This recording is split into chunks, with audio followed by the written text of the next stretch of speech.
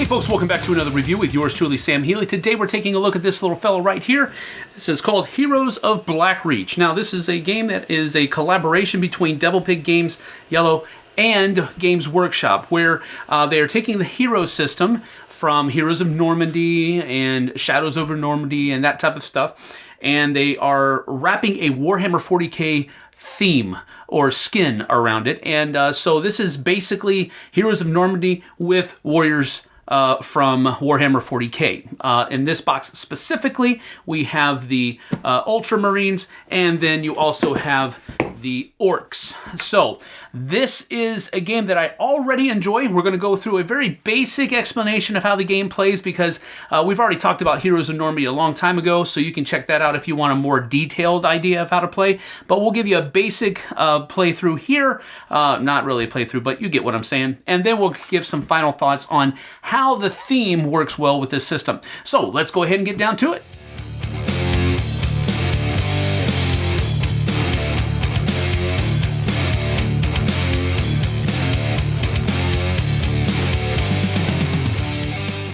So each game that you play of Heroes of Blackreach, how you win will be determined by the scenario-specific rules, and the scenario will tell you each one. This specific one is the first scenario, and it lasts 4 turns. Whoever has destroyed the most units, basically, is going to be the winner. Space Marine units are worth 2 points. Orc units are worth 1 point. Whoever has the most points at the end of 4 rounds is going to be the winner. Now, each turn is split up into 3 phases. There is, first of all, the order phase, where you're going to be taking your order tokens and choosing which units you're going to activate during the activation phase, which is the second phase, where your units are going to be taking their turns, moving around. And then there is the supply phase, where a number of different things are going to be happening, not the least of which are any unordered units are going to be moving. You're going to be drawing back up to your hand limit of cards, and so forth and so on. So in the order phase, you're going to get a number of order tokens that is equal to the number of stars that show up on your recruitment tiles and unit tiles. So here for the Orcs, you have 1, 2, 3, and then 4 stars, so they're going to get 4 order tokens that they're going to be able to use on their units, whereas the Space Marines over here, the Ultramarines, only have 1, 2, and there are going to be some effects during the course of the game, depending on what kind of units you're taking and so forth, that will have effects that fire off in the order phase. So it's worthy of noting at this point that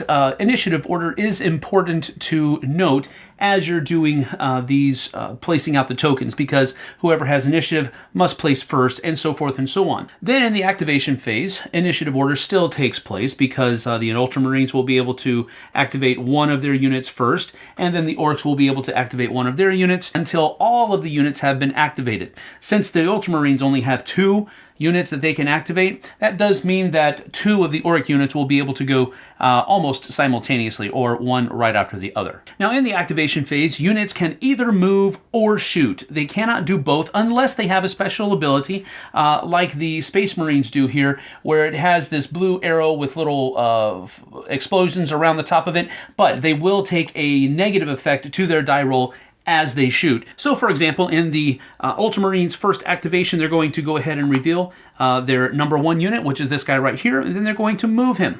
Based upon his move characteristic, which is 3, he'll be able to either move or fire. So he's just going to move this time. He's going to move 1, 2, 3 over into this area here, and then that will stay on him, denoting that he has been moved. And now that that number 1 has been activated, the Orcs number 1 is going to activate as well, and they're going to also move. And their move characteristic is 3 as well. So they're going to move 1, 2, and 3 like that. The Ultramarines' second move is going to be to move their number 2 guy here. And they're also going to be able to move 3. And so we'll go 1, 2, and 3 like this. Once all of the ordered units have moved, then the activation phase is over and we move on to the supply phase. Now during the supply phase, a number of different things will happen. For example, you're going to resolve effects that occur during the start of the supply phase. You're going to discard bluff tokens that may or may not be used because you have to use a special bluff power upgrade for one of your units in order to use that. Then after those effects have been resolved, you're going to be able to to move the unordered units that you have in initiative order. So first of all, the Ultramarines have to move one or all of their units, whatever they choose, and then the Orcs will be able to do the same thing. After those move actions have been carried out, you'll be able to discard a suppressed fire token if your units had it, but you only can remove one.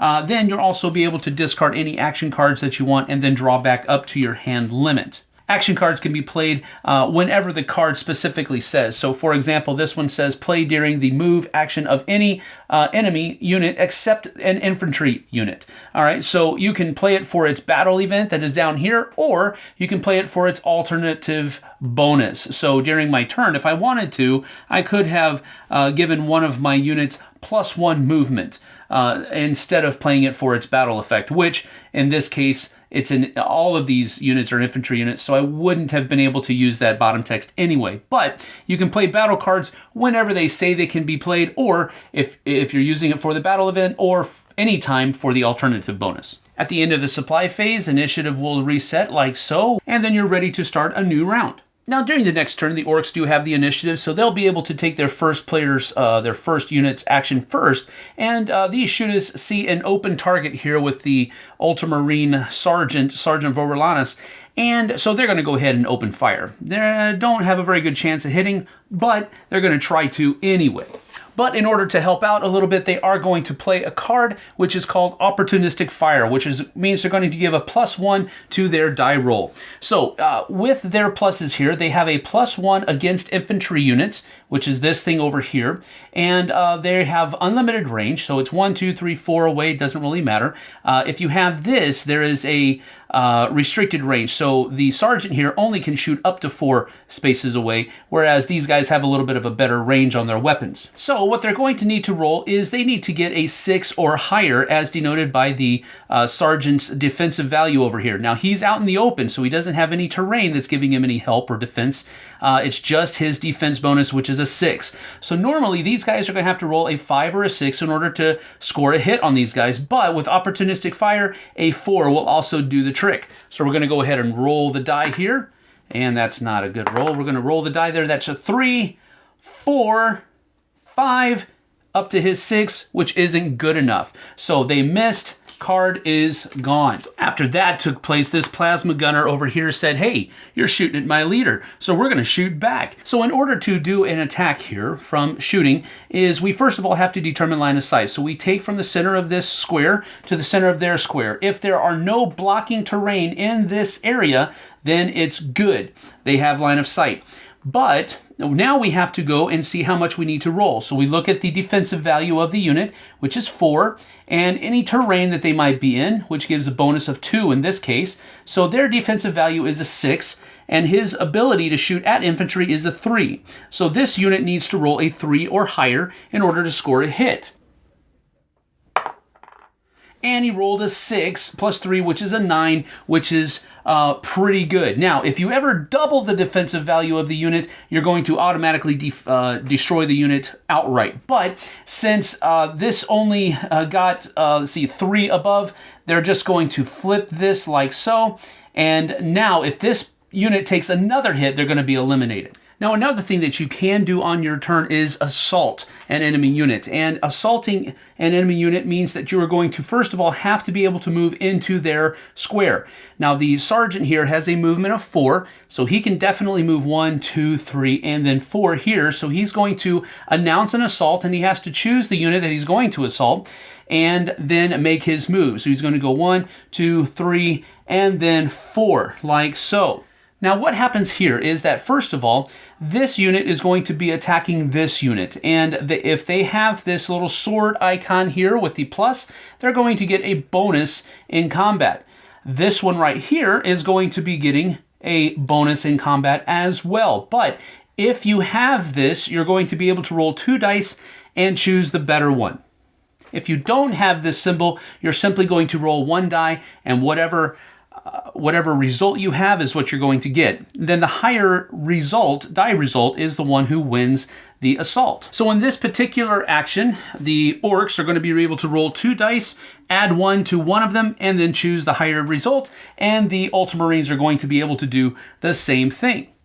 So the Ultramarines are going to roll their dice, and they have a 5 plus 1, which is a 6. And then the Orcs are going to have a 2 plus 1, which is a 3, like that. And so the Ultramarines are going to actually win. Now, if this unit was not damaged, they would be flipped over, and then they have to go back into one of these 3 areas right here.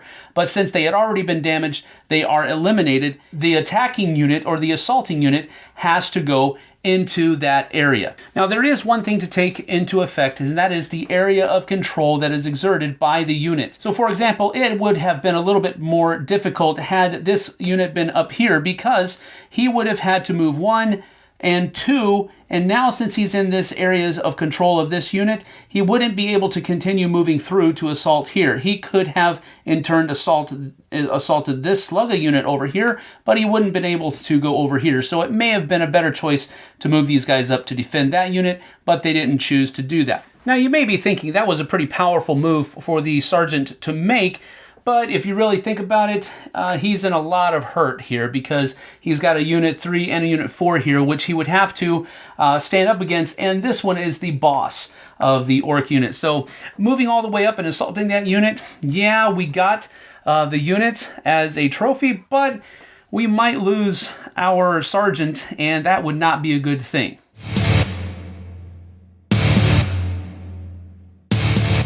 So that's about that for Heroes of Blackreach. Now, like I said at the beginning of the video, that was a very basic run through of how a turn goes in a game of Heroes of Blackreach. There is a number of different things in the book. I mean, you have pages upon pages of different kinds of rules, different kinds of situations, and what all of this kind of matters. But the really cool thing about it all is that most of the information that you need from game to game is all on your units or on the board itself. You don't have to look through different chapters or anything like that of pages of rule books to find all of these different tables and directions and all this other kind of stuff. Everything you need is pretty much right there in front of you, and that's one of the cool things about it. Matter of fact, that'll be my first pro of the game, is the fact that it takes this idea of having different units that have different abilities, and it really simplifies it down into a very palatable system that is almost a gateway or an entryway into this idea of miniatures wargaming. So on a very general basis, you have everything that you need to conduct the course of your turn right on the units or on the board, showing the different terrain effects. You don't have to look at this table. This is what this kind of terrain does, or this is what this kind of terrain does. No, it's all right there in front of you on the board. And that's a really cool thing. I really like that about this system, and I think that's one of the reasons it shines. Another pro for the game is the component quality. Now, I usually try to mention this in some way, shape, or form, but the units are all this very thick cardboard. It's not chintzy at all. These aren't going to warp or anything like that. As a matter of fact, mine haven't warped at all, and we've had it here in Humidity Central for a couple of months now. So the component quality of the game is very good. The only chintzy part of it are the cards, but they aren't bad. They just aren't as good or on the same level as everything else. So there is that. But generally speaking, the component quality is very good, and I'm very pleased with it. Another pro for the game is this idea of army composition. It takes army composition and army building and makes it a very simple, easy to understand thing. You simply decide upon a certain number of points, and then you look on these different cards, and right here is how many points this is worth, and anything that you add to it has a point value attributed to it as well. So you can take your basic units, buff them up with little upgrades, and that's how many points they're worth. And then once you get up to your point limit, you're done. But it's just simpler than it has been in other games, and that's what I like about this. It takes it and simplifies it down to a very palatable, I said that before, system that a lot of different people are going to be able to jump in on. Another pro for the game is that this theme and this system almost seemed like they were made for one another because of how simple everything becomes. The Heroes of Normandie system, or the Hero system, battle system, whatever you want to call it, is really kind of tailor-made for that squad-level combat that Warhammer 40K is made for. And that's where it comes from. So I really love the marriage between these two, this system and this theme, or this universe, so to speak, because they were tailor-made almost for one another. And I think it's a great conglomeration. I also like the idea of having action cards that have a dual purpose. You can use them for their the lower battle event, which is usually a little bit more powerful, maybe a little bit more helpful. But if you can't fulfill that specific certain instance and you really need this other ability that's here on the alternative bonus, then that could be a very useful thing as well. So I like the dual purpose use of the action cards as well. Now, as far as cons are concerned for the game, there aren't a lot in my opinion, because I really enjoy this system and I really enjoy its predecessor, Heroes of Normandie, and I really enjoy this one as well because I've also enjoyed Warhammer 40K, so there aren't a whole lot of cons here. However, this rule book was not poorly written, just poorly organized, I guess you could say. I would have liked to have been able to have, for example, all of the effects in one area. I mean, there are some of them, but for example, here's the reference sheet right here. And usually a reference sheet is good to have like on the back of the book, but it's the second to last page. And why didn't they make it the back of the book? Because they wanted to put this graphic on there so that it matched the front. Or I don't know what the reasoning was there, but this reference sheet should have been on the back of the book. It wasn't. Not a huge deal, but this is just one of the ideas that I'm talking about when I say that this was poorly organized. Other things are, for example, if you go through, you have a whole bunch of special unit abilities and all that other kind of stuff, but generally speaking, it's just hard to find some of this stuff. If you look at the table of contents, yes, it's there, but it doesn't have a whole lot of information where some of these different things can be found. The fact that you have to have a whole page denoted to keywords, I don't know. I just wish this had been, it's better than the Heroes of Normandie book. I will give them that. There is improvement here, but I still wanted to see a little bit better organization and less of a wall of text with little pockets of pictures. I would have preferred to have some better, I don't know. It wasn't what I wanted. I was frustrated trying to find certain things during the course of the games that we played, and that kind of soured me on it a little bit. It's not a huge con, but I wanted to mention it anyway. Another con for me was the fact that the bluff token that you can use as one of your order tokens is now a special ability that you have to take as an upgrade for one of your units. And furthermore, I don't believe that the orcs even have the ability to take a bluff token, which really kind of throws part of my enjoyment of Heroes of Normandie kind of out the window. Because let's say that I had 2 order tokens that I could use. Well, I'm going to have only 2 out there, so you know that those 2 units are being ordered. But if I have a bluff token, I have 3 tokens out there. One of them is fake. And so now the idea is now I have to be a little bit more careful because I don't know exactly which 2 of those 3 are going to be ordered.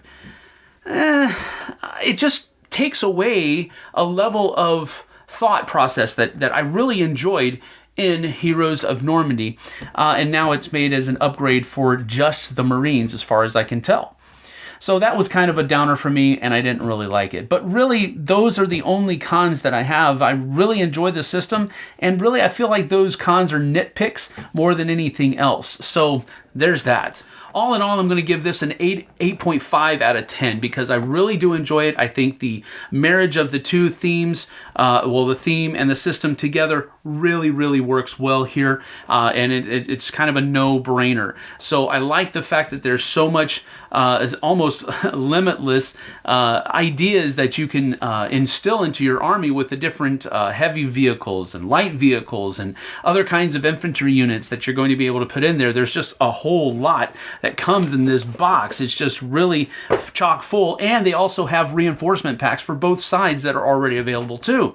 So this is just a great system. It's a great marriage of a great universe and a great system, and I think it's super. So that's why I'm giving it an 8.5 out of 10. Definitely a seal of excellence from me for Heroes of Blackreach, and that's about it. We'll see you guys and gals on the flip side. Thank you so much for joining us. Take care now.